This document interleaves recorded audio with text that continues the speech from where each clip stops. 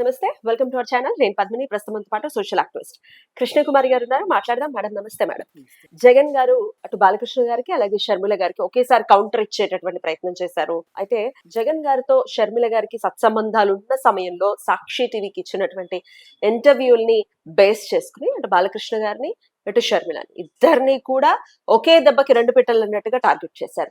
ఏమిటి అంశం, ఏమిటి ఆ ఇంటర్వ్యూలో ఉన్నటువంటి విషయము? ఇద్దరిని ఒకేసారి టార్గెట్ చేశారు. ఆయన కమెంట్స్ ఎంతవరకు సమంజసం? ఈ విషయాలు ఒక్కసారి మీ ద్వారా. అంతా రసవత్తరంగా ఉంది వ్యవహారం అంతా. ఒకప్పుడు షర్మిల నన్ను పలానా వాళ్ళు టార్గెట్ చేస్తున్నారు, నా మీద సోషల్ మీడియాలో చెత్త కామెంట్లు పెడుతున్నారు అని ఆవిడ కేసు పెట్టడం జరిగింది. అయితే అది ఎప్పుడు పెట్టింది? ఆమె జగనన్న వదిలిన బాణం కదా. అందుకని కరెక్ట్గా ఎలక్షన్స్కి ముందు ఈ జగనన్న వదిలిన బాణం ఆంధ్రప్రదేశ్లో పెట్టకుండా కేసు, అప్పుడు తెలుగుదేశం గవర్నమెంట్ ఉంది కదా, హైదరాబాద్ వచ్చి హైదరాబాద్ డీజీపీకి కంప్లైంట్ ఇచ్చింది. నా మీద ఇట్లా నాకు ఒక సినిమా యాక్టర్కి సంబంధాలు ఉన్నాయని చెప్పి నన్ను చాలా అసహ్యంగా చిత్రీకరిస్తున్నారు సోషల్ మీడియాలో.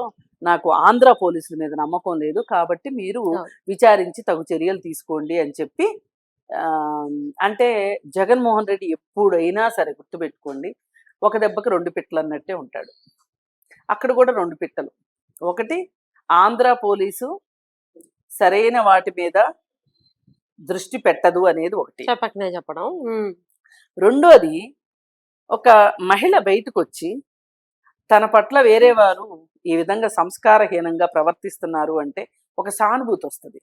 అది ఎలక్షన్స్ ముందు ఆ సానుభూతిని కూడగట్టుకోవటం కోసం ఆమె చేత అప్లికేషన్ ఎప్పుడో రాయించి రెడీగా పెట్టి కరెక్ట్గా ఎలక్షన్స్ ముందు తీసుకెళ్ళి డీజీపీకి ఇచ్చేటట్లు చేశారు. అప్పుడు జగన్మోహన్ రెడ్డికి కీలుబొమ్మ షర్మిల. ఇప్పుడు షర్మిల ఇంత ఉడికిపోవడానికి కారణం ఏంటంటే, నువ్వు ఏం చేయమంటే అది చేశా, నువ్వు రోడ్డు మీద పడి తిరగమంటే తిరిగా, ఆపేయమంటే ఆపేశా, నాకు మంచి పేరు వస్తుంది అని చెప్పి నువ్వు ఆపించావు అర్ధంతరంగా. ఎవరు ఊహించలా షర్మిల పాదయాత్ర ఆపేస్తుందని. ఆపేయాల్సి వచ్చింది ఆల్ ఆఫ్ ఏ సడన్. ఎందుకు అంటే నాకంటే ఎక్కువ క్రేజ్ వచ్చేస్తుంది, నేను రేపు మాప జైల్లోంచి బయటకు వచ్చేస్తే క్రేజ్ అంతా ఆవిడికి వెళ్తే నేనేం చేయాలి, ముసుకేసుకుని కూర్చోవాలా అన్న ఫీలింగ్ తోటి ఆపిచ్చేశాడు షర్మిలాని. అలాగే నీకెందుకు నేను ఆస్తులు పనిచేస్తాను, ఎలక్షన్స్ అవని నేను ఇప్పుడు టెన్షన్లో ఉన్నాను, బాధలో ఉన్నాను అని చెప్పి జాలి కథలు చెప్పి ఆమెను పోస్ట్ పోన్ చేసి చేసి చేసి అధికారం వచ్చిన తర్వాత అసలు నువ్వెవరు పొమ్మన్నట్లు బోడమల్లయ్య లాగా చేసేసాడు. అలా చేసేసరికి మరి నా కోసం ఇంత కష్టపడిందే నా చెల్లెలు, నా రక్తం, నా తండ్రి రక్తం పంచుకుని పుట్టింది, అన్నిటికీ చేదోడు వాదోడుగా ఉంది, మరి నేను క్విడ్ ప్రోకో ద్వారా డబ్బులు సంపాదించడానికి కూడా నాన్నే కారణం కదా, మరి నాన్న ద్వారా సంపాదించిన డబ్బుల్లో చెల్లికి కూడా వాటా ఉంటుంది కదా. ఇలాంటివన్నీ ఎక్కడా లక్ష్య పెట్టకోకుండా, ఆమెకు వాటా ఇవ్వకోకుండా జరిపి జరిపి జరిపి చివరికి ఒక ఎంఓయూ రాసుకునేదాకా వచ్చింది. సరే, ఎంఓయూ రాసుకున్నారు. ఆ ఎంఓయూ మీద కూడా నిలబడుకోకుండా 4 సంవత్సరాలు కాలయాపన చేసేసాడు. 4 సంవత్సరాలు ఈ కాలయాపన చేస్తేనే చూసి చూసి చూసి ఆవిడ ఈ పంచట్లేదు అని చెప్పి ఆమె ఏదో అన్ని రకాలుగా ప్రయత్నాలు చేసి ఎవరో ఒక మాట చెప్పగా, అమ్మ ముళ్ళును ముళ్ళుతోనే తీయాలి, నువ్వు కూడా రాజకీయంగా పవర్ఫుల్ అవ్వు అంటే తెలంగాణ వచ్చి ఆమె అదృష్టం పరీక్షించుకుంది. ఇక్కడ ఏమీ పప్పులు ఉడకలేదు, మళ్ళీ ఇంకా ఆంధ్రాకి వచ్చి చేసింది. ఇప్పుడు చెల్లెలు పనికిరాంది అయిపోయింది. ఇప్పుడు చెల్లెల మీద కూడా తెలుగుదేశం వాళ్ళ మీద ఎంత కత్తి కడుతున్నాడో చెల్లెల మీద కూడా అంతే కత్తి కట్టి చెల్లెల మీద మురికి రాతలు రాయించాడు, చెల్లి మీద తల్లి మీద. ఆఖరికి ఆమె వైఎస్ రాజశేఖర రెడ్డి కూతురే కాదు అని కూడా మాట్లాడిచ్చారు పెయిడ్ బ్యాచ్ తోటి. చాలా దారుణమైన విషయం. పైగా మొన్నటికి మొన్న వాళ్ళ మేనత్త అన్నది కదా, కడప దగ్గర చర్చిలో దొరికింది కానీ వైఎస్ రాజశేఖర రెడ్డి బిడ్డ కాదు అని అన్నది. ఇవన్నీ నువ్వు అనకుండానే అనిపించారా? అన్నారు, నువ్వు ఖండించావా కదా? ఆయనకి తెలియకుండా ఒకవేళ అనేసారు, ఖండించాలిగా. అసలు అనిచ్చిందే ఆయన అయితే ఖండిస్తాడు? నాకు తెలియదు అన్న వ్యవహారం ఆయనకుంటే. అబ్బేబే, ఆయన ఏం అట్లా తెలీదు అని ఏమి కన్ఫెస్ చేయడు. ఆయనే అనిపించాడు కాబట్టి ఇంక చెప్పాల్సిన పని లేదు. నువ్వు ఇన్ని చేసిన వాడివి, ఆ పార్టీలో వాళ్ళు ఆవిడ్ని ఉద్దేశించి అన్న మాటల గురించి నువ్వు గుర్తు చేయాల్సిన అవసరం ఏంటి? ముందు నీ ఇల్లు శుభ్రంగా ఉంటే పక్కింటి వాళ్ళ ఇల్లు శుభ్రం చేయడానికి ప్రయత్నం చేయాలి. పోనీ ఎవరికైనా శుద్ధులు చెప్పేప్పుడు ముందు నీ ఇల్లు బాగు చేసుకోవాలి కదా, చేసుకుని కదా రెండో వాళ్ళకి చెప్పేది. ఇప్పుడు ఇక్కడ కూడా ఒక ఆట ఏం మొదలెట్టాడు, ఒకే దెబ్బకి 2 పిట్టలు.